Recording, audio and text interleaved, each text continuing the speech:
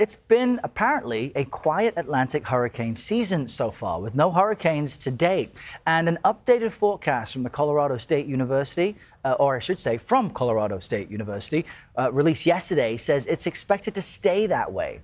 According to meteorologists, the quiet hurricane season is a result of a strong El Niño pattern that's forming and expected to peak in the coming months. That strong El Niño could have a major impact on not just hurricanes, but weather patterns worldwide.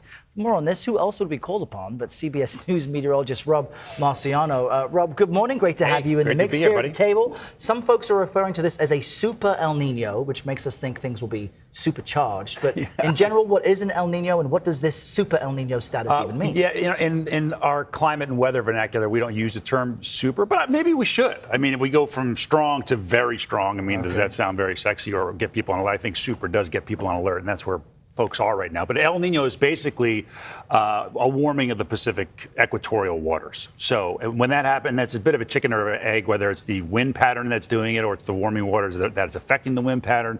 But it basically warms the equatorial Pacific, and that messes up all the global circulations. And right now we're seeing above average temperatures by a solid 2+ degrees Fahrenheit, and then even 2 degrees Celsius in some of these areas. And so what we're on track now to be stronger than the El Niños of 97, 98. 82, 83, which is a long time ago. So to give you an idea in historical context how strong this Niño is going to be. And the immediate ramifications of that are warm, wet across that area where not many people live.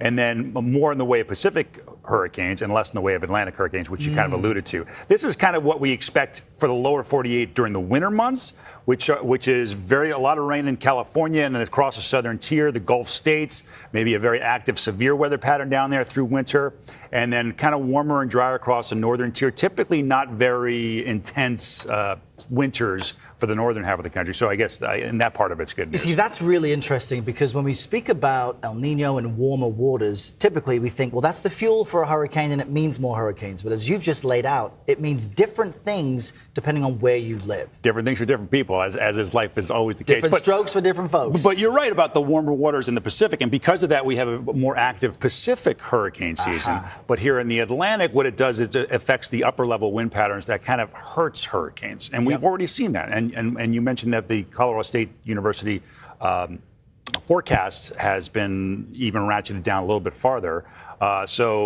Thank you, Nikki, for taking care of this, because I, of course, forgot the clicker. These are weather producer helping out. Yes, here. But these are the numbers. So yeah, in April they were forecasting at or below average hurricane activity, and because we haven't seen much of anything yet, and because we're on track to be this El Niño that may surpass all the rest of them, the August update now takes the number of named storms down to 9, number of hurricanes down to 4, number of potentially major hurricanes down to 1. We've already had 2 tropical storms. You may remember them. We had Bertha, Louisiana. Yeah, Bertha and Arthur. So they both kind of scooted the coastlines there of Texas and Louisiana. Didn't do a whole lot, brought a little bit of rain, a little bit of surge, but that's about it. And there's nothing going on right now. The other reason, besides the El Niño and the upper level winds kind of shearing any sort of development apart, we've got a lot of Saharan dust coming off the Saharan desert. And that's sort of where, especially in August, where these storms kind of form and percolate, and dust actually knocks down hurricanes. And we've seen this a lot this summer. So because of El Niño, because of the dust, it's been a fairly quiet hurricane season. Now, that's fascinating. So, and you know, for folks who live in Florida in the southeast and the hurricane zone, that's a bit of a relief.